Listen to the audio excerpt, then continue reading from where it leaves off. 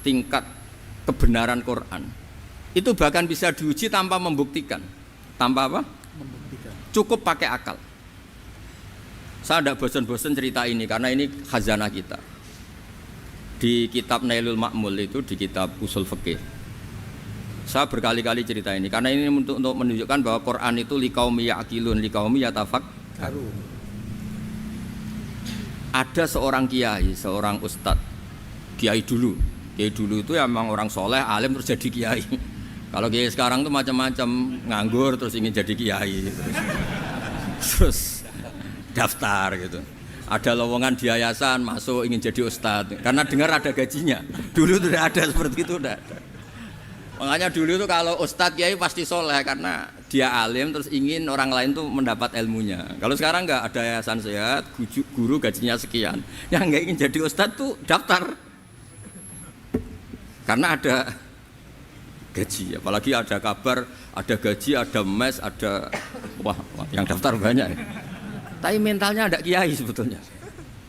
Ya kalau sampean tanya itu baik dah Gus, ya setengah baik. Ya maksudnya setengah baik ya ada baiknya lah, namanya profesi ngajar itu kan baik. Tapi setengah saja karena motifnya itu nyari gaji, bukan ingin mencerdaskan umatnya Rasulullah SAW. Itu Imam Amudi itu guru matematika. Saya nggak bosan-bosan cerita ini, guru matematika. Muridnya sampai takut, ini masuk surga ndak? Kiai kok ndak ngajarin istighosa atau tahlil, malah ngajarin apa? Matematika. Beliau meninggal terus muridnya tanya, "Ma fa'alallahu bik?" Kira-kira gitu. Apa yang dilakukan Allah? Allah nyambut Anda gimana? Terus kata Imam Amudi, "Bagus, saya disuruh ngajar malaikat." Karena malaikat kan enggak pernah kayak anak begi gini ngaji gini. Malaikat itu enggak pernah ngaji, dia iman saja karena tahu surga, tahu neraka terus iman gitu aja. Jadi imannya malaikat tuh enggak keren kita. Masya Allah. Imannya loh. Loh itu yang ngendikan Nabi loh, tidak saya. Nabi pernah tanya sama sahabat, iman yang paling keren siapa? Jawabannya sahabat malaikat. Ya enggak karuan malaikat iman. Dia yang tahu surga neraka, tahu segalanya, masa ada enggak imannya? Pasti iman lah katanya. Terus ya para sahabat engkau iman ya wajar kan menangi saya, nemuin saya. Yang hebat itu orang-orang yang tidak melihat saya, tidak saya didik tapi tetap iman. Karena dididik akal, ya tadi dididik Quran, apa dididik Quran. Sama siapa? Teks bahasa Arabnya masang. Terus Imam Amudi kata Allah, suruh dia ngajarin para malaikat cara menemukan saya. Malaikat dikumpulin terus Imam Amudi disuruh ngajar. Sama singkat kata-katanya Allah di mimpi itu. Istadilla ala wahdaniyati bihadrati malaikati. Tolong ajarkan cara menemukan saya padahal Anda ini manusia yang tidak melihat saya. Anda di Jakarta kan lihatnya gedung-gedung. Paling jadi khayal terus nikmat lah, Anda ikut punya tapi ikut nikmati. Itu orang desa-desa kalau ke Jakarta itu pokrol. Wah, di Jakarta itu gedungnya tinggi-tinggi, tidak kayak kampung sini. Lu udah ikut punya, ikut bangga. Di Jakarta orangnya cantik-cantik, tidak kayak orang sini. Padahal dia ya tidak dapat orang cantik gitu. Jadi Allah itu saking pinternya, miskin-miskin ya bisa berkhayal dan bahagia. Nah, itu alhamdulillah betul. Akhirnya itu apa ini anak-anak begini saya tak niati ngajar standar anak-anak akademik. Terus pertama yang diajarkan hanya bilang gini, sama siapa teknya itu? Ya malaikat tawahib para malaikat.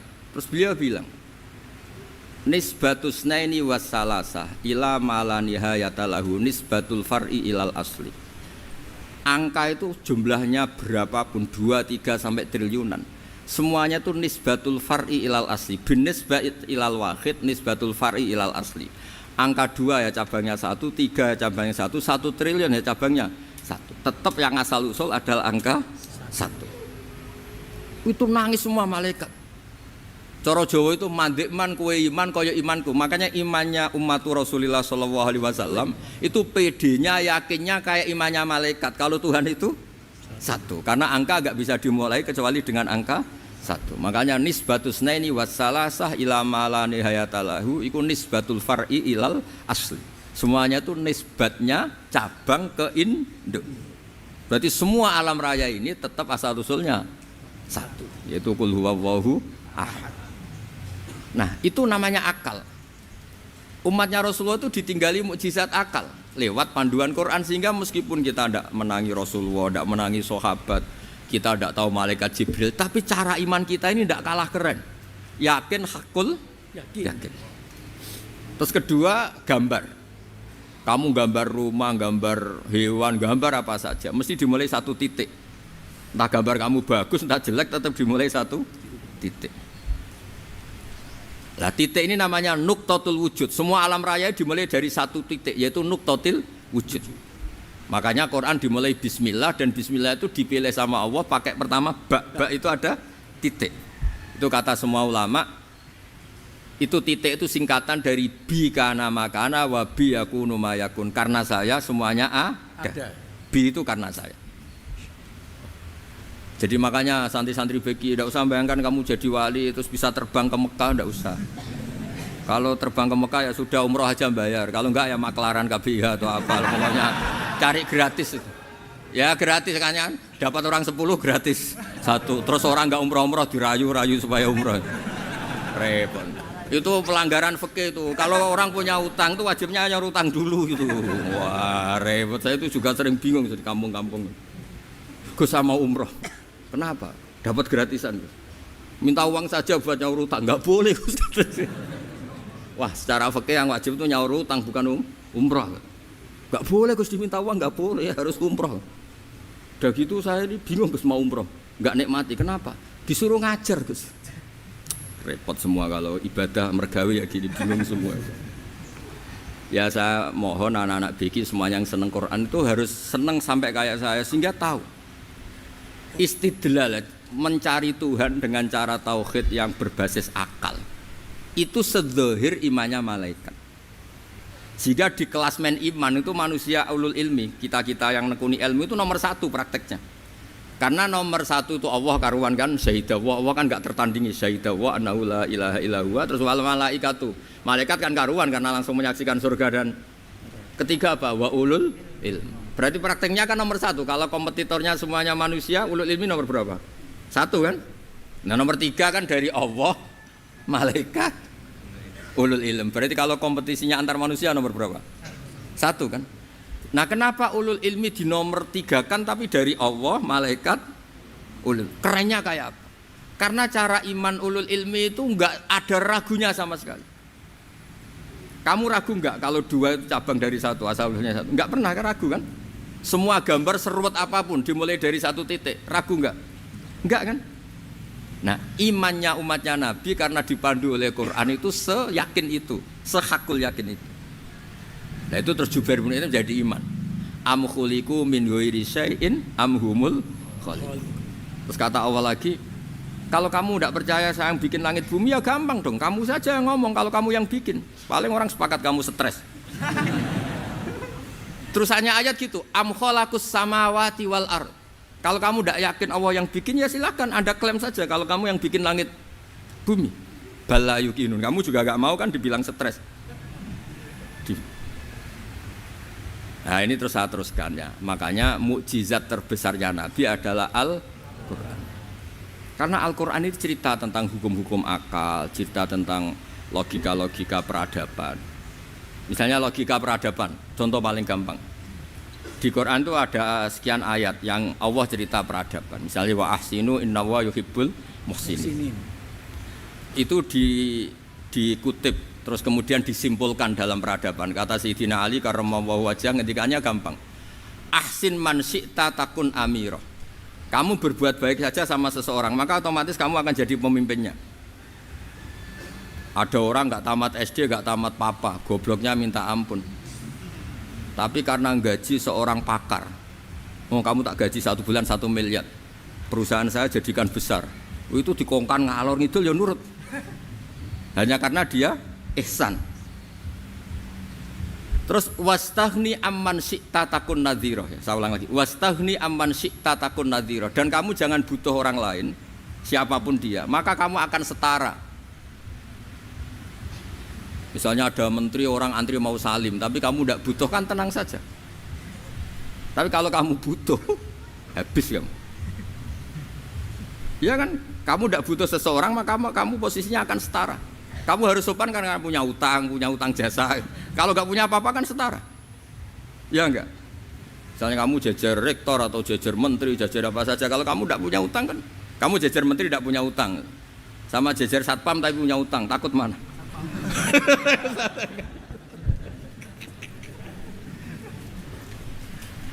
Kalau butuh itu mesti kalah kan? Ada pejabat misalnya nggak begitu cantik sama perempuan cantik yang kamu butuh ingin dicintai, takut mana? Padahal nggak jelas orang ini pangkatnya apa, nggak jelas. Jadi dalam hukum sosial itu kata Sidin Ali, wastahni aman syi'ta takun nadhira. Kamu jangan butuh seseorang maka kamu akan setara. Terus yang terakhir, wahtas ilaman syi'ta takun asiro. Asiro pakai sin. Dan silahkan butuh seseorang maka kamu akan jadi budak dia. Ya coba misalnya Anda seorang profesor, seorang alim, seorang getop, misalnya mencintai janda di ujung kampung sana, jalan kaki 2 kilo. Padahal itu gak tamat SD, tapi gara-gara seneng kacau kan, logika kepangkatan hilang semua kan. Jadi itu hukum peradaban. Itu mewakili isi-isi sosial yang diterangkan Quran. Ya, jadi paketnya 3 tadi ya. Ahsin man syi'ta takun amirah. Kamu berbuat baik sama seseorang maka kamu bisa memimpin. Wastahni amman syi'ta takun nadhira. Kamu jangan butuh seseorang maka kamu akan setara. Mbok kamu ketemu orang terkaya di dunia. Ya ketemu orang terkaya di dunia, kamu jejer, kamu tidak butuh dia. Tenang kan bisa setara kan? Tapi kalau butuh harus sopan, ngajukan proposal, harus berakhlak karimah. Makanya sekarang Anda kok berakhlak kenapa? Ternyata mau nyalek. Biasanya Anda berakhlak kok berakhlak. Ada apa ini? Makanya guyonan di Rembang itu Beb Husain itu. Kalau ada orang mendadak sopan sama temannya, temannya curiga, kok tumben sopan, mau utang ya?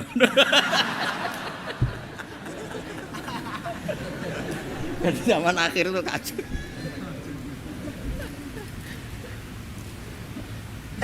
Ya di semua daerah gitu ya sama Pak Rektor ya. Kalau ada teman biasanya nggak sopan kok sopan, itu temannya curiga. Ini Pak Rektor UI ikut kaji. Kok tumben sopan, ada apa ya? Karena di mana-mana orang butuh itu pasti beretika. Kamu punya teman paling berdua, kalau mau utang berakhlak gak? Atau misalnya kamu punya adik cantik terus punya teman berdua, kalau cinta adik kamu berakhlak gak? Biasanya nggak sama sekali gak berakhlak. Gara-gara butuh menjadi berakhlak. Ya jadi hukum sosial itu ya kuncinya 3 tadi. Ahsin man syi'ta takun amirah. Wastahni amman syi'ta takun nadhira. Terus wahtas ila man syi'ta takun asira. Kalau kamu butuh seseorang pasti kamu dibikin hina. Asir itu tawanan. Nah, Quran itu bicara sosial itu lengkap. Dan itu yang nunggui kita. Kita punya tetangga yang kurang baik ya seneng, punya tetangga baik ya seneng. Kata Imam Syafi'i, saya berkali-kali cerita, kok seneng semua Imam Syafi'i? Ya bagus lah, kalau yang seneng saya enak lah, dijak jagongan, dijak ngopi enak. Yang nggak seneng saya, gak ngarah utang. Uang itu nak, kamu punya tetangga gak seneng kamu, aman kan? Aman. Gak akan pinjem uang kan, pinjem mobil, uang gak seneng kok. Makanya Imam Syafi'i itu kalau ngedikan luar Syafi'i, diceritain orang, ya Aba Abdillah bagiannya, ya Aba Abdillah orang itu gak seneng kau, bagus lah. Loh kenapa bagus? Waman asa'a ilaika faqad atlaqaka. Orang yang enggak seneng kamu maka membebaskan kamu. Enggak akan pinjam uang, pinjam mobil, enggak akan ganggu waktu kamu kan enggak seneng. Justru yang seneng-senengi masalah pinjam terus. Imam Syafi'i itu orang yang anggap dunia itu selesai. Ada yang cerita, ya Aba Abdillah, orang yang tadi cium tangan engkau, yang hormat engkau di luar maki-maki engkau, ngerasain engkau, ngata-ngatain engkau. Ya bagus lah. Kok bagus gimana? Berarti saya wibawa, depan saya tidak berani. Berarti saya wibawa, di depan saya tidak berani. Berarti itu makomnya sudah kulillah sumadarhum fi khawdihim yal'abun. Sudah dunia itu selesai, sudah agak penting semua. Nah itu kalau kamu anak-anak beki ahli Quran sudah ayatnya kulillah sumadarhum fi khawdihim yal'abun. Sudah lihat Allah saja agak penting, makhluk-makhluk itu dah makhluk semua agak penting, sepenting Allah. Nah kita ini ditunggoni mukjizat seperti itu. Bayangkan misalnya kita ditunggoni tongkatnya Nabi Musa. Saya ngajar di sini terus ini tongkat. Terus nanti yang tanya, Gus itu kayu apa Gus? Nanti yang kolektor tanya itu harganya berapa Gus? Ruwet apa? Terus yang ahli suudon itu asli gak Gus? Wah. Yang ahli suudon kan mesti tanyanya gitu, itu asli enggak Gus? Repot pokoknya. Tapi kalau Quran kan jelas, kenapa? Jelas. Ya terus saya teruskan.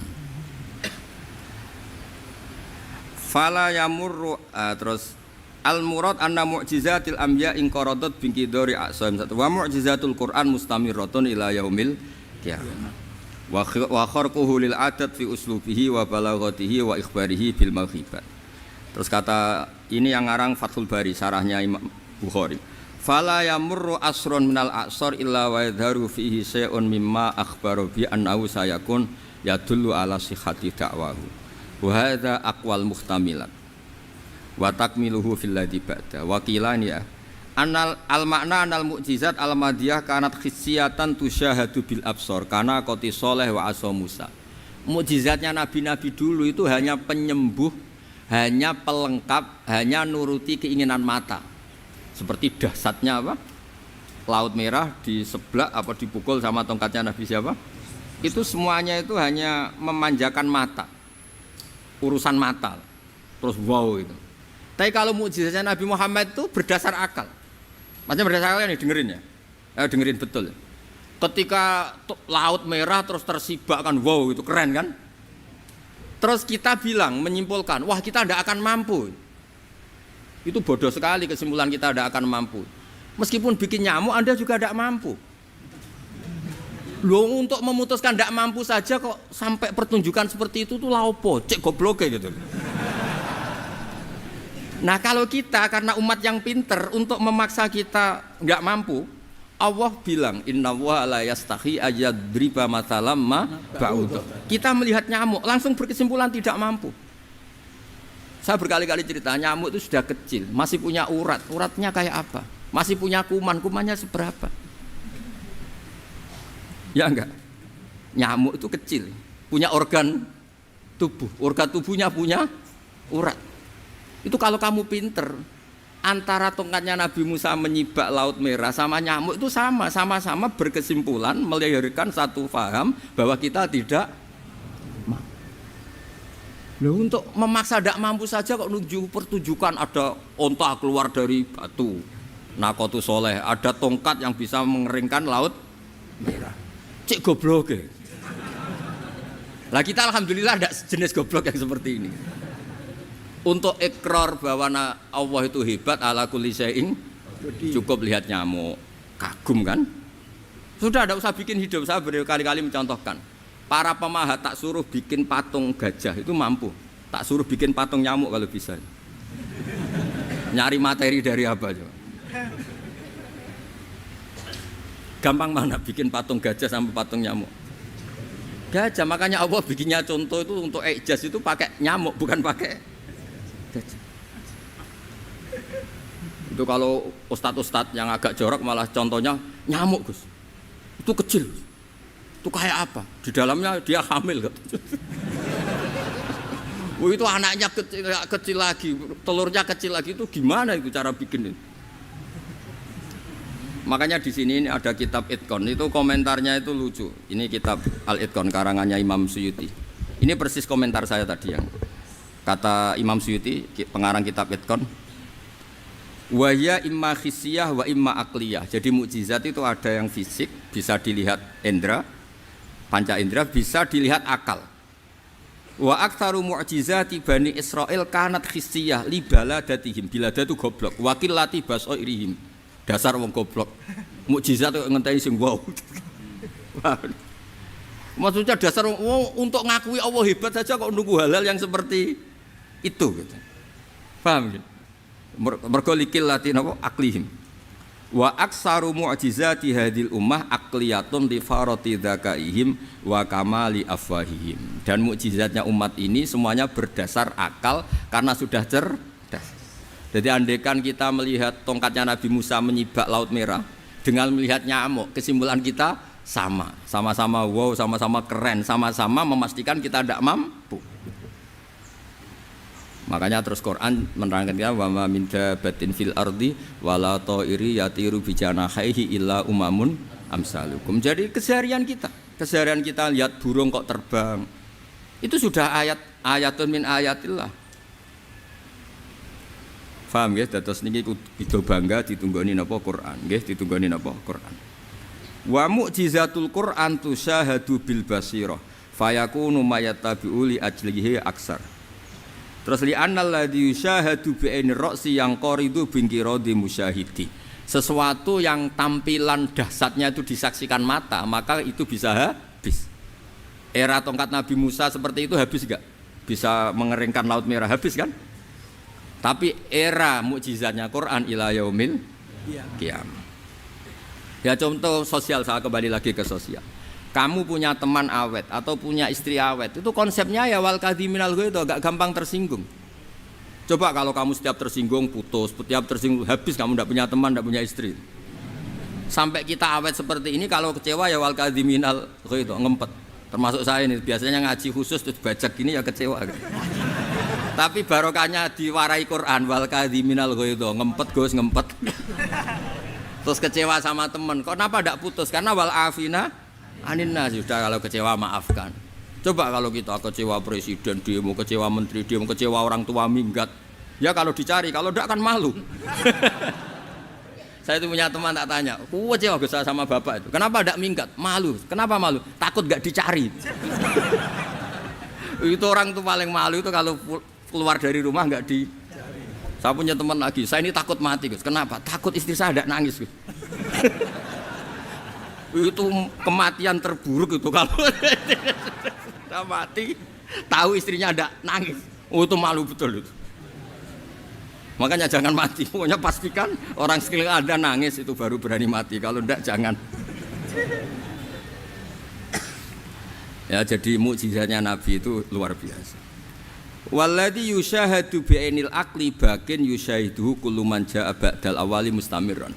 Sesuatu ilmiah, sesuatu agama atau apa saja yang logis itu akan abadi ila yaumil. Kayak tadi ketika kita kecil diajari apa? Wujud, qidam, baqa, mukhalafatul hawadisi, qiyamuhu binafsihi, wahdaniyat, qudrat, iradah. Itu ila yaumil qiyamah.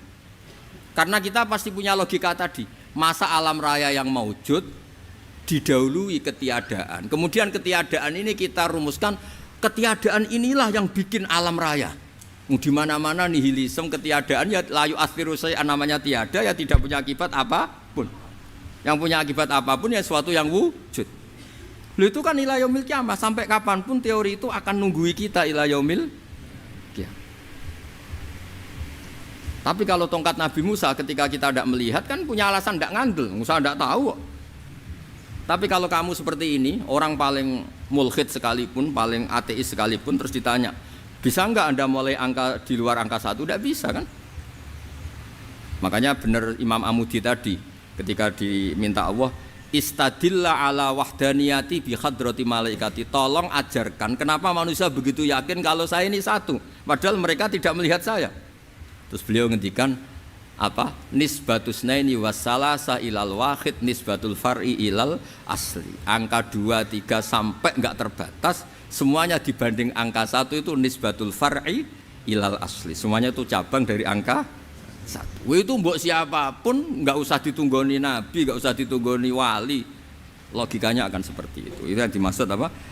Walladzi yusyahadu bainil aqli bakin yusyahidu kul man ja'a badal awal mustamir. Ya ini masih ada waktu seperempat, ini ijazah. Kalau ijazah enggak boleh tanya, ijazah ini. Nah itu yang fotokopi lebih besar itu ijazah.